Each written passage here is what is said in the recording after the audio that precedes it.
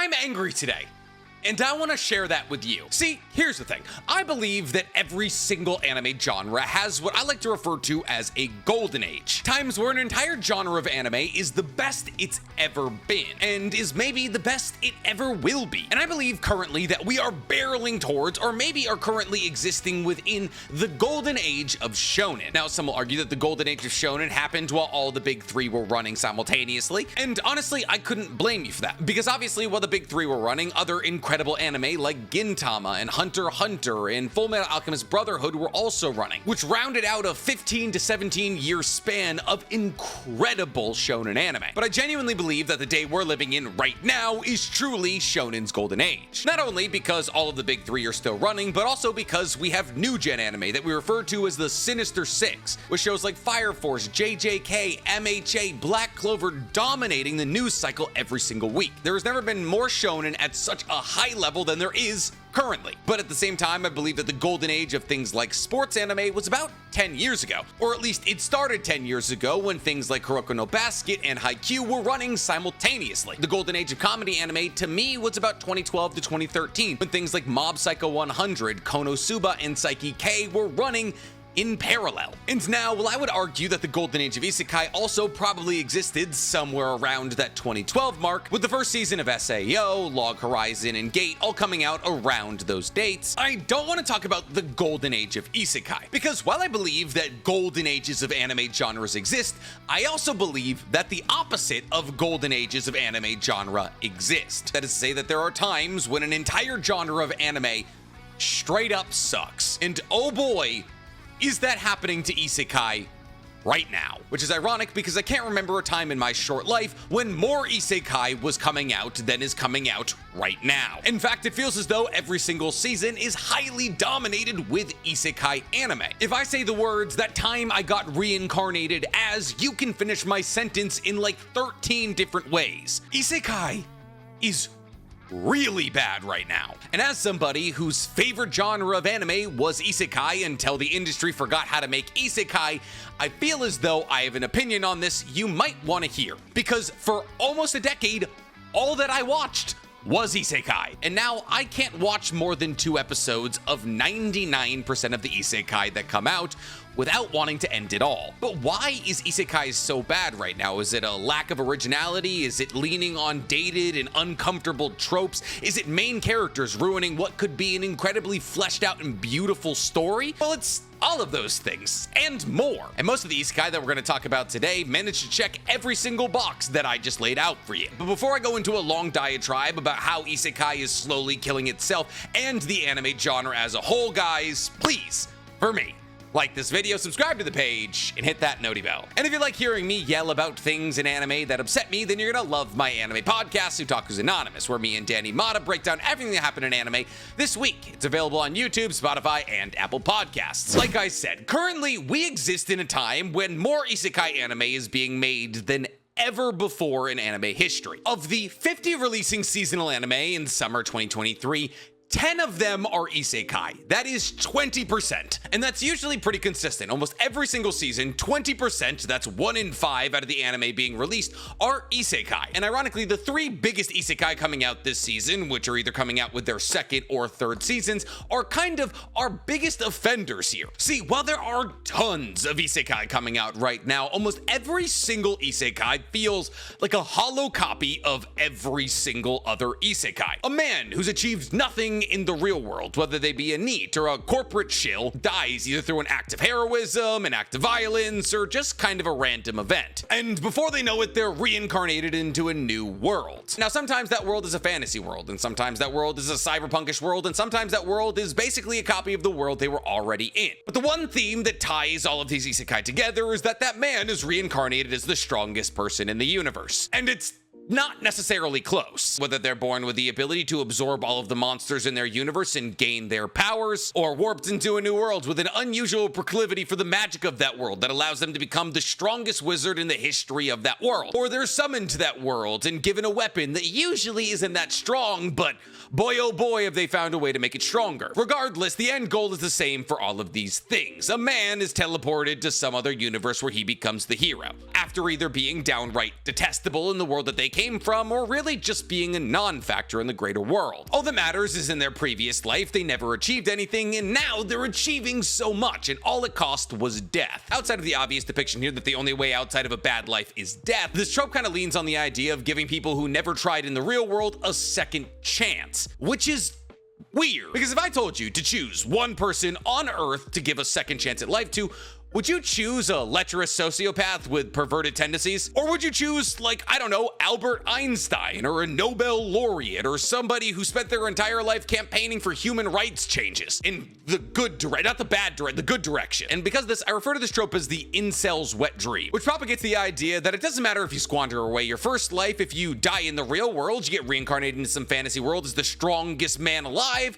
who has, for some reason, a massive harem of women. Which brings me to my second point, that isekai has just become thinly veiled harem anime. Shield Hero, Eminence in Shadow, Mushoku Tensei. By the end of Jobless Reincarnation, Mushoku Tensei, Rudy has 3 wives, one of which was a childhood friend, one of which who was his teacher, so a groomer, and the other of which is his cousin. I am trying so hard not to swear right now. It's just, it's so distracting and unnecessary. Why does the main character need 7 females interested in him? Here's the thing, I get that America is the land of excess, but Japan, 1 woman is enough. And the thing is, isekai anime used to be so much more than this. Here's the thing, for pretty much as long as isekai anime has existed, the main character has been the worst part of it, but that's not even always the case. See, while SAO has its share of problems, and obviously there are 3 women that are technically interested in Kirito, Kirito is in a very monogamous relationship with Asuna, and that's a big point of the show. Sure, the blacksmith and the small one both have crushes on Kirito, but it's not like a major talking point of SAO. And sure, technically Kirito's cousin had a crush on him, but that was at least an accident. Even while acknowledging that all of these were massive mistakes within SAO, SAO built a more complex and lived-in universe in 13 episodes than a lot of anime do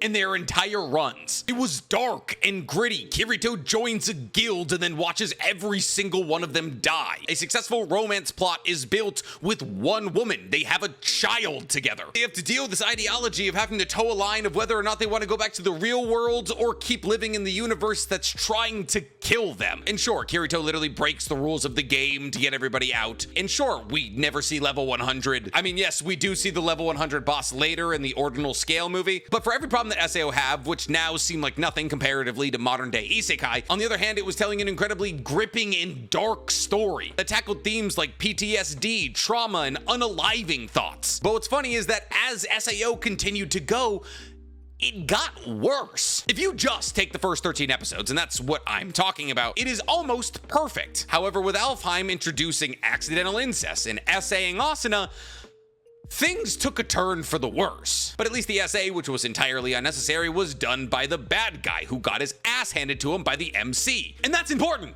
because that's the dynamic you would want. At least that's what you would think. And running parallel with SAO were other incredible isekai, like Log Horizon, which subverted your standard tropes of making the main character the world's strongest person, and instead just made him highly intelligent. And as he adapted to situations in the way that somebody with high intelligence would, and used the level of magic that he had in order to overcome said situations, we got a compelling story where the main character never felt overpowered, and there felt like there was consequences in universe. And while obviously you can die within Log Horizon, and you'll just come back, there was still a feeling of heavy consequences. Not to mention that the art style was incredible, and the dynamic between all of the characters was not only hilarious, but also carried the show through some of the slower arcs. Now, did I drop it after season 2 because there was a 7-year gap between season 2 and season 3?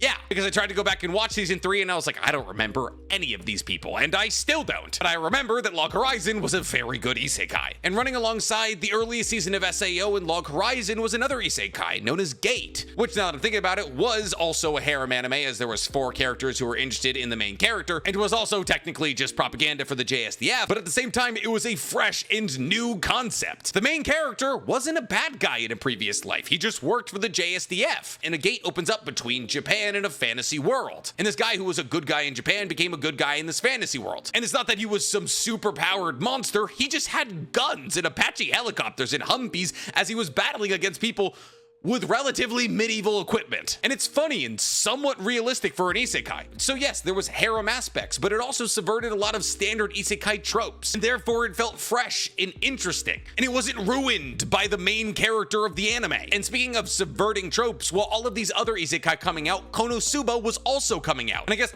still is, I think. And while Konosuba is as perverted as anime gets, it's also possibly the funniest anime ever made. It's the Always Sunny of anime. You're supposed to hate every single character in the universe because the majority of them are good for legitimately nothing. And because they're so bad at being people, let alone heroes, they're always getting beaten up or run out of town or running out of money. And that's why this isekai worked. Because not only does the main character die from a heart attack before the truck can even hit him, setting the tone that this is going to try and break as many isekai tropes as possible, but the main character's not even that strong. He lucks his way through the majority of his fights, and he's joined by a cast of idiots like Aqua, who uses her leveling up points on creating a fountain out of a fan, or Megami, who's only able to use one kind of magic and it's explosion magic, but she can only do it once before she passes out, or a knight who gets off on pain. Yes, it's perverted and it's stupid, but it's supposed to be that. You go in with the understanding that that's what you're going to enjoy. And that's why it's so funny. Much in the same way as we can watch characters from It's Always Sunny beat up little kids or do blackface as they try to be Donald Glover in Lethal Weapon 5, we can understand that the main characters of this show are bad people. And therefore, the sheer act of them doing these things is actually kind of a testament of how you shouldn't do them, because you don't want to be like the main characters of these shows. And that's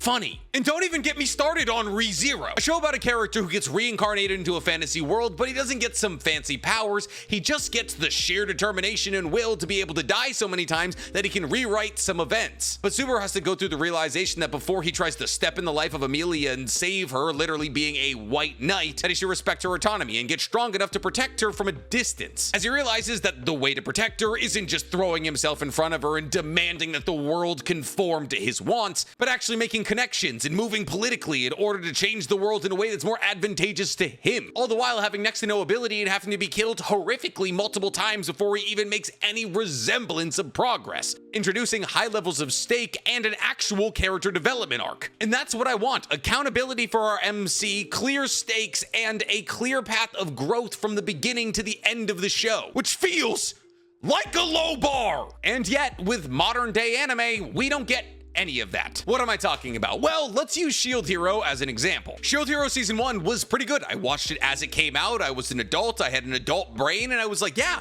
this is good isekai. The main character was summoned to a different world and given a weapon that apparently everybody hated, and thus in this fantasy world, he started at zero, existing in a prosecuted class of people who would get absolutely no support, and therefore anything that he wanted to achieve in this new fantasy world, he would have to do by pulling himself up by his own bootstraps. Yeah, that's a pretty good premise. And the power system was cool. He's able to consume things with his shields and gain those abilities. I mean, it's your standard consumption trope. It's happened a couple of times, but still. More than that, there's actual consequences in the universe. If the 4 weapons people don't come together, the entire universe will be destroyed. And there's a built-in revenge plot because everybody who's not the shield hero is really mean to the shield hero. I mean, the prosecution thing is like a bit much. Like Princess Multi snuggling up to the shield hero only to betray him and then go to be with the lance hero or something like that, only for her to like really get beaten down later, and now everybody calls her Princess Bitch. It's like kind of weird. It felt like the author really venting anger towards women into the manga. Like, I'm sorry she left you, dude, chill out. But even so far as isekai tropes went, that one wasn't that bad. I mean, she was mean to the shield hero. And then we got Raftalia. See, slaves exist in the Shield Hero universe, and Raftalia was one of them. And as the Shield Hero can't find any companions, the only companion that he can find is the one that he can buy. So he buys a child slave, a 10-year-old child slave. And you could say that's good. Naofumi got her out of a slave ring. And considering the fact that demi-humans are referred to as less than humans in Melamark, he saved her from what could have been an untimely death in that slave ring. And in that capacity, I guess you are kind of right. But things get a bit weird after that. See, if hypothetically Naofumi just bought Raftalia and was like, hey, you're free, run around or something like that, that'd have been cool. Or it's like, hey, be my companion, but like of your own free will, you can leave if you want to, also would have been cool. And they were just like best buddies. That'd been sick. But I'd like to remind you all that Raftalia, when purchased, was 10 years old. Now, technically, that changes, because apparently in the Shield Hero universe, when you level up, you get older. And after Naofumi and Raftalia do a little bit of adventuring, Raftalia is leveled up, and now her age is somewhere around 18 to 20, which is about as thinly as you can veil literal grooming as possible. You bought a 10-year-old. You leveled up said 10-year-old until she was 18, and now Raftalia is the key love interest of S.H.I.E.L.D. Hero. What? But she's legal now, Nick. And that's how the universe works. I'm not worried about how the universe works. I'm worried about the message it sends. Because when your love interest starts out as 10, when your main character is not 10, that's a bit weird. And if that wasn't bad enough, then Season 2 was. Because Season 2 of S.H.I.E.L.D. Hero tried to accomplish everything and nothing simultaneously. They're like, hey, it's Season 2 time, here's everybody you forgot existed, all existing simultaneously, trying to achieve a somewhat vague goal. What was going on with the turtle? And all of my interest, and pretty much everybody I talked to that watched the anime's interest in Season 2 disappeared instantaneously. But here's the thing. If S.H.I.E.L.D. Hero was the only isekai in recent history where the main character bought a child slave, I'd say, oh, that's a one-off. It's not a symbol of isekai slowly becoming a degraded version of what it used to be. But nope, because the reason that we're making today's video is because Rudy Greyrat, one of my least favorite characters in anime history, recently did something real similar to Naofumi. Yes, that's right. He bought a child slave so that she could make figures for Zenoba. Yes, you're hearing that right. Rudy Greyrat bought a child slave so he could put her to work. And believe it or not, people got upset about that. But surely it's all a misunderstanding, right? And the author cleared everything up? No? When asked why the main character of his manga bought a child slave, the author said about Rudius, he doesn't really have any feelings of hatred for slavery. He feels like it's not necessarily the case that all slaves are universally unhappier as slaves than they were before becoming slaves. So while kidnapping is evil, he can't say with certainty that slavery itself is evil, and doesn't want to impose his own sense of justice upon a culture he is unfamiliar with. Yes, that's right. The author of Mushoku Tensei says that Rudy doesn't know if slaves like being slaves or not. That is to say that Rudy believes that some slaves live better lives as slaves. Which, like, no, even if you held that belief, it's just a belief, right? And beliefs, you know, we all got them, whether or not they're good. But surely Rudy wouldn't pay money into this system and make sure a slaver has more money and therefore an open slot and the means to go enslave more people, right? Oh no, he bought a child? To work? Good. But surely not condoning slavery and technically funding it is the first time that Rudy's been in hot water, right? No, because I like to remind everybody that Rudy was 30 years old when he died in the real world, and he was reincarnated as a baby with his 30-year-old mind you. Nope, full-grown man brain, which is usually a bad thing. Not only did Rudy lust after, ogle, and fondle his own mother, he did it to pretty much every woman he met as a child. Mind you, 35, 36-year-old man at this point. Oh, but Nicky's got the body of a 4 or a 5-year-old. Literally does not matter. Do you think we have consent laws to protect children in their small, frail bodies? No, it's because their brains aren't fully developed. But it doesn't end there, because one day Rudy meets his cousin, Eris, and they're just family members, right, who hang out and train together and just have like a regular, healthy family dynamic, right? No, not only does Rudy grope this 12-year-old child, he also tries to take her panties off her and multiple times tries to copulate with her. Full-on sexual assault of a child. Not just a child, his cousin, as if the child thing wasn't enough. But Nick, surely Rudy gets better, like he goes on a character development arc and he gets rid of the perversion, right? He marries Eris and they have children together, which is, it's just incest. But those aren't the only people that Rudy marries. He also marries his childhood friend, Sylph, who didn't realize that she was being groomed by an adult man her entire life. Oh, by the way, Rudy takes Sylph's virginity and breaks her hymen, and some of that blood gets on the bed that they did it, so Rudy cuts out that part of the sheet and carries the blood-soaked sheet with him everywhere he goes. And Rudy also marries Roxy, who is 40 years old when she meets the 3-year-old that she's teaching magic, which technically actually makes Roxy the only person that Rudy should have married, which is insane when you consider the fact that Roxy marrying the child that she taught magic to is grooming. But she didn't know that the child was an adult. Oh, this is the most popular isekai on Earth right now. And its MC is a pedophilic aurist who buys child slaves. I feel like I'm taking crazy pills. And unfortunately, this plays into a much longer and larger theme in current anime, and especially isekai, of main characters ruining what could have been incredible anime. Let's take, for example, Oshi, which is also an isekai, a show about a 30-year-old gynecologist who has a 12-year-old patient who's obsessed with an up-and-coming idol who is 15. Not only does this 30-year-old gynecologist, who for some reason is always hanging out in this 12-year-old's room, promise that 12-year-old that when she turns 16, they'll be married, but after also that 12-year-old dies, that 30-year-old becomes obsessed with the idol that 12-year-old was obsessed with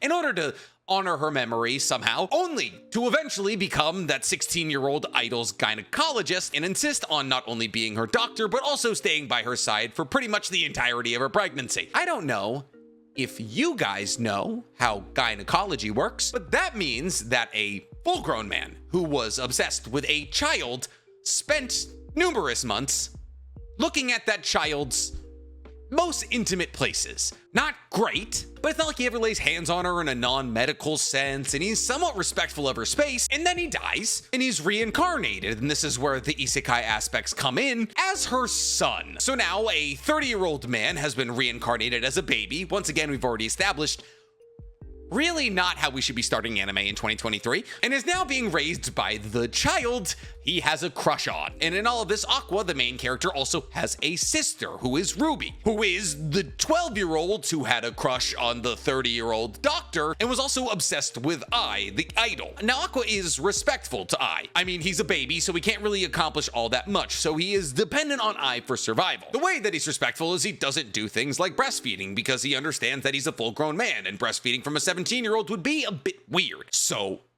points there. Now, Ruby doesn't refrain from breastfeeding, but then again, she was a 12-year-old girl when she died, and she's a baby, so it's less weird than if Aqua did it. And the show does a pretty good job of not only pointing that out, but also making sure that that's what happens. Now, if the weirdness stopped right there, that'd be fine. Now, the reason that would be fine is because I don't think there's ever been a piece of media that's ever depicted what it's like to work in media as well as Oshi. Oshi gives the best look into the hypocrisy of idol culture in Japan, the reality of reality television, and what it's like to be a social media influencer that I've ever seen in my entire life. The writing for the show is incredible, and you can tell the people writing it know what they're talking about. And as somebody who lives, works, and breathes media, I relate to it more than I've ever related to another anime in my entire life. However, recently, as in like a week ago in the manga, Ruby found out that Aqua was the doctor. And what does she do? Is she like, oh my god, thank you for being so kind in my previous life. I appreciate you stewarding me through the most difficult part of my life and death. Nope, immediately goes up to Aqua and is like, let's get married. And is not only asking to marry him, but is constantly clinging on to him, sitting in his lap, pestering him for love and attention beyond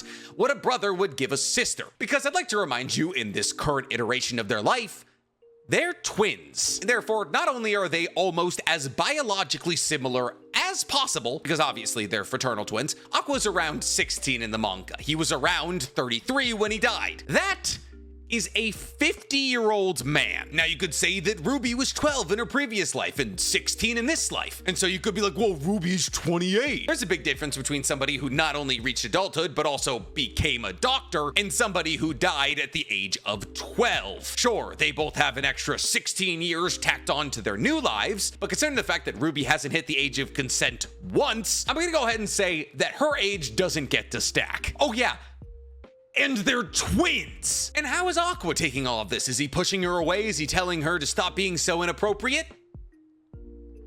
No, he's just sitting there and he's just letting it happen, because that's what you do when the child who you helped steward into the afterlife, that you promised that once you turned 16 you would marry, reincarnates as your twin sister, and then finds out that you're said doctor, and then asks to marry you, and even though you were an adult and are now pretty close to being an adult, and also that's your twin sister asking to marry you, you do nothing. You just let You just let her do it. And it's such a shame because Oshi and Mushoku Tensei and Eminence in Shadow are all the most recent offenders of what could be incredible universes being ruined by outdated and honestly disgusting tropes. Mushoku Tensei's battles, voice acting, universe building are all incredible. There are so many good things about that universe, but the way that we interact with that universe is through the medium of Rudy Greyrat, one of the worst characters in anime history. Oshi tells one of the most gripping and relatable modern day stories in anime history. But for some reason, we have to be told that story through the medium of a man who reincarnates as a baby to a child he was obsessed with. It's so weird to me that these authors can have the ability to build these gorgeous universes and ruin them with either tropes or main characters that are unstomachable, when if you simply change the plot in the most minor capacity, these could be some of the greatest stories ever told. Make Rudy a regular guy who doesn't sexually assault children or buy child slaves or cut out sheets covered in hymen blood so he can sniff them forever. Make him slightly relatable and then tell the story through his eyes. Every time that I'm getting slightly immersed into the beautiful universe that you're building that has different races and politics, I don't have to be reminded of the fact that I am technically supporting what is the worst character ever penned to paper. Hey, you want to tell a story about the hypocrisy of idol culture? Or about how unchecked and unresearched online rage can lead people like actors and social media influencers to take their own lives? Don't tell that story through the medium of a gynecologist who reincarnates as the child of the child he was obsessed with. And the thing is, every other genre is adjusting. Genres like Shonen and Seinen are adjusting to the times. Look at JJK. Sure, that Mei panel was weird as all get out, but by and large in JJK, outdated and disgusting tropes have all but been abandoned. And they've been replaced with things like female empowerment, where in universe there's as many powerful females as there is males. Shows like Wonder Egg Priority are telling gripping stories about people dealing with trauma and PTSD and unaliving thoughts, all in a beautiful, artistic, and well thought out way. Well, shows like Tokyo Revengers revolve around an MC who's not afraid to show his vulnerable side and isn't the most powerful person in the universe, but is trying his hardest to protect the one person he loves. There are so many ways to build beautiful universes that tell compelling stories, but using tropes that never should have been okay, but definitely aren't in 2023, and focusing our stories around MCs that are so disgusting they make the anime that we're watching unpalatable is just unsustainable. And for some reason, this problem is localized into one genre, isekai, a genre that used to be my favorite, a genre that used to tell some of the most compelling and unique stories in all of anime, but has now been boiled down to incel power fantasies that Reddit loves. And I don't get it. And it makes me sad because we did better for so long. And now it just feels as though we're spiraling out of control, which is why I just don't watch isekai anymore, except for slime isekai. Slime isekai is goated. Good politics, cool power system, we kill the bad guys are evil, Rimuru is genderless and therefore can be shipped both ways. Pretty much everything I would want in an isekai, so everything I've said up until this point does not apply to slime isekai. But what do you guys think? Do you think that the isekai genre is the weakest it's ever been, or do you think it's the strongest it's ever been? Tell me in the comments below, and while you guys are down there, please, for me, like this video, subscribe to the page, and hit that noti bell. It's the first time I've ever done like an opinion piece that's not directly floating around one anime, so see how this works.